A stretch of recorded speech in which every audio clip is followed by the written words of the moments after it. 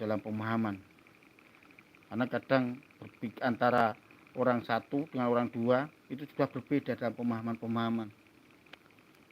Ya, kita akan lanjutkan. Sebagian manusia ada yang begitu kuat tentang keingintahuannya yang mendalam mengenai agama. Maka mereka ada yang mencari lewat rasionalitas. Jadi ada yang mencari kebenaran agama lewat rasionalitas. Nah, ini tadi sudah saya katakan ya, ada sebuah tingkatan dalam pemahaman agama. Ada yang ilmu yakin, ainul yakin, hakul yakin, atau ketiga-tiganya tidak masuk. Seperti itu. Yang dianggap akan menemukan sosok apa yang menjadi mimpi mereka tentang pengetahuan agama tersebut, maka mulailah mengkritik destruktif tentang ayat suci yang dianggap sebagai dongeng belaka.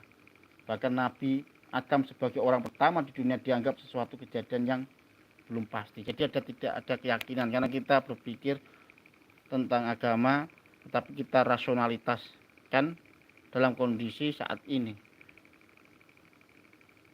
Misalnya kita tentang Masjidil Aqsa zaman dulu, kita kondisinya zaman sekarang seperti itu.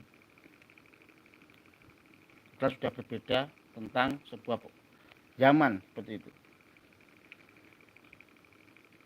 Sebenarnya kalau bicara masalah kritik agama, sudah begitu lama otak manusia mengkritik agama secara habis-habisan. Bahkan ada yang mengatakan bahwa agama adalah sebuah evolusi dari animisme dan dinamisme, sehingga muncullah agama-agama wahyu yang dianut sebagai besar umat manusia. Nah, ini dari Emil Durkheim ini ya, penelitian evolusi agama Emil Durkheim. Tapi Emil Durkheim menganggap bahwa agama itu sebuah evolusi dari elementer yang paling kecil sampai saat ini. Itu penelitian dari Emil Durkheim. Kalau kita masih mengenal tentang Darwin, evolusi manusia, maka Emil Durkheim evolusi agama. Itu yang digaungkan oleh Emil Durkheim. Karena apa? Karena memakai rasionalitas, aman rasionalitas. Tapi makanya dalam ajaran agama wahyu, dalam ajaran agama ya itu ada istilah dengan hati. Jadi melihat sebuah kebenaran tidak enak dengan akal, tetapi dengan hati, ada perangkat hati, keyakinan, ketakwaan, seperti itu.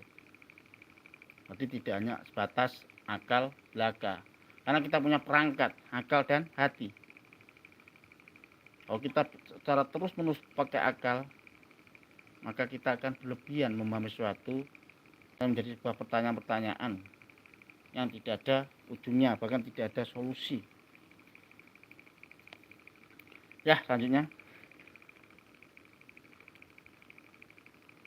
Hingga muncul agama-agama wahyu yang dianut bagian besar umat manusia.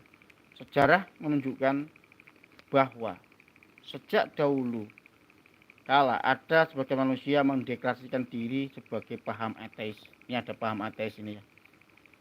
Ini berpikir tentang agama melalui akal dan memunculkan sebuah pertanyaan-pertanyaan dan tidak ada solusi, akhirnya menjadi ateis, tidak percaya Tuhan.